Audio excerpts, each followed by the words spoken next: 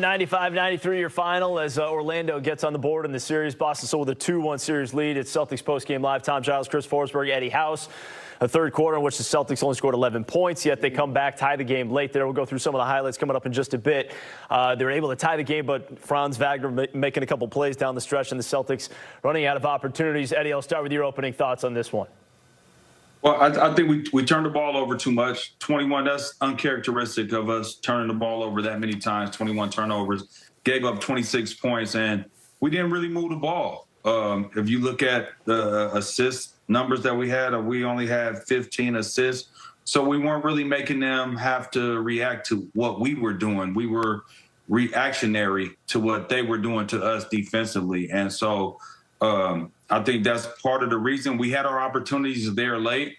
But, you know, when you turn the ball over like that, you don't share the basketball, you don't get as easy looks as you want to, you end up being in a tough situation and you end up being in a dogfight. And this is the type of game that Orlando Magic, they want us to play. This is the type of game they want to play against us. That's the only shot that they have. So we just got to get back to us. The Celtics were so unflappable during last year's playoff run that I think it's jarring to watch tonight. Like that they just came unglued in so many different ways. The 21 turnovers for 26 points. You gave them more than a quarter of their total points with being careless with the basketball, something that you were so good at throughout the season, but that we knew could be an issue coming into this postseason.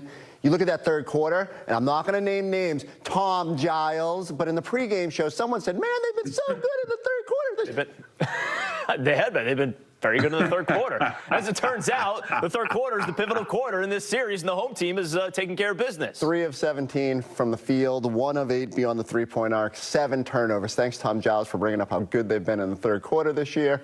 And so the Celtics never kind of got out of that, right? Like they got in the mud. It was interesting that they even made it late close. We can sit here and cry about the clock and whether they should have had an extra second. Like, none of that matters. You did not play good enough to win this game. You put yourself in bad positions throughout. You got a dud from KP. Like, so many things went wrong. It's amazing that you even had a chance at the finish line, but you have to be better than that, especially on the road. And it's just, the Celtics should know that by this point, and they shouldn't. They showed it throughout last year's playoff run to lock in those moments. But just a little reminder, you got to be crisp. So, we'll get to it later. You're mad about the voice, aren't you? That's fine. I'm good for it. Jayson Tatum gets 36 points with the wrist. So that's, I guess, one silver line to this. But you brought it up. Kristaps Porzingis, he did not score in the second half of this game. He had 7 points at the half, did not score in the second half, had a couple rebounds late. But the Celtics in general had a hard time scoring, Eddie. I mean, when Derek White tied the game at 91, that was with 2:30 to go. They didn't score again until Derek White had the layup, or the dunk, I should say, just inside of 30 seconds. And that, again, goes back to what you're talking about. Peyton Pritchard had a turnover in there, a tough shot by Jayson Tatum. They just, it wasn't the same offense that we've seen the first couple games of the series. It was stagnant. The offense was super stagnant. We didn't really move the basketball. We didn't move our bodies. And we got complacent. It almost looked like matchup hunting. We were trying to get the perfect matchup, and then we're going to go one-on-one. And, you know, Jaylen Brown didn't get out on the court. He wasn't out on the floor late in the game. So when I look at everything, I'm thinking to myself, like, we have to just play our brand of basketball and don't change anything, you know, because our brand of basketball obviously has been working for the past few years. So stay on script. Don't get off script. I don't care if somebody has it rocking and rolling or going. We could get him the ball another way. And it could be through ball movement. It doesn't have to necessarily be through a matchup hunt. And I think we did a lot of that. And I know that the matchup that we liked a lot was Jayson Tatum with Wendell Carter Jr. That's what we were trying to really get to a lot of. But sometimes you just got to play the game of basketball and attack the paint, get into the paint, and spray the ball out, and then guys attack again, and then, you know, just put the defense on their heels. Yeah, and credit to the Magic. They made you uncomfortable for long stretches of this game, and their defense is going to do that. But I do think you just have to be better. You look at the fast break points throughout this series. Celtics have been so good at getting back, not allowing Orlando to get easy transition, and there was just lapses today. Most of it was off the turnovers. You just can't be that careless with the basketball. As much as you can sit there and say Tatum, silver lining, and absolutely, he was fantastic in this game, a great reason why they were even in it. But turnovers, and Jaylen Brown careless with the basketball at times. They've just got to be more crisp. they didn't get away with it tonight, and they certainly won't get away with it moving forward against other teams. So they need to lock these things up and be a little bit more shorthanded. I mean, you go back to that third again, a 14-0 run by Orlando, an 18-1 run in total there where they took control of the game. I know, Scal, you mentioned on the broadcast that the energy was really low. Celtics fall this one 95-93, and we have Scal and Drew joining us now, fellas. Yeah, I mean, listen, if you're not going to attack the basket, you got to have offensive versatility, especially a team like Orlando. If you think because you had that 16, I think it was more like an 18-4 run at the end of the second, that it's going to be easy, it's not. Even if they quit, it's still not going to be easy. And I just thought we went in the third quarter, had a chance to put them away, and they have life, and they ended up winning the game, and now it's a series. Yeah, for whatever reason, I mean, you see it on the screen. 5 straight losses in this building. The Celtics just struggle to score the ball here, and I don't know what it is, sight lines or something, but you got to give the Magic defense a lot of credit because they do. Cole Anthony said it. They want to muck the game up. That's their chance to win any game in this series because we know they're not as talented as the Celtics, especially with the injuries that Orlando has. Jalen Suggs, their best guard. Mo Wagner, their best bench scorer. They just don't have a lot, so they want to make the game as weird as possible. And it got to the Celtics in the third quarter. But everything. So, all right, here's my problem.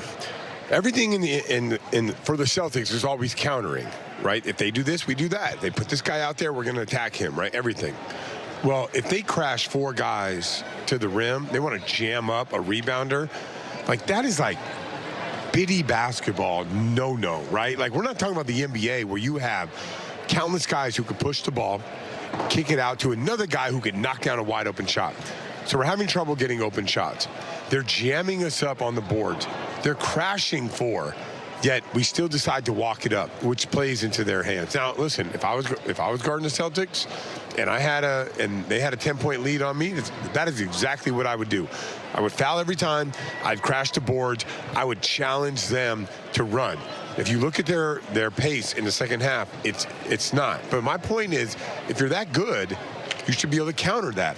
And if you don't run, they will continue to crash 4, and now they can get second chance opportunities. A team that can't score, you don't want to give them 2-3 opportunities at a shot because that can lead to more stuff. That can lead to more Banchero, more Franz Wagner. So I just think we do such a good job of reading the defense. Well, part of reading the defense is when they crash 4 to get out and try to get something easy to the rim.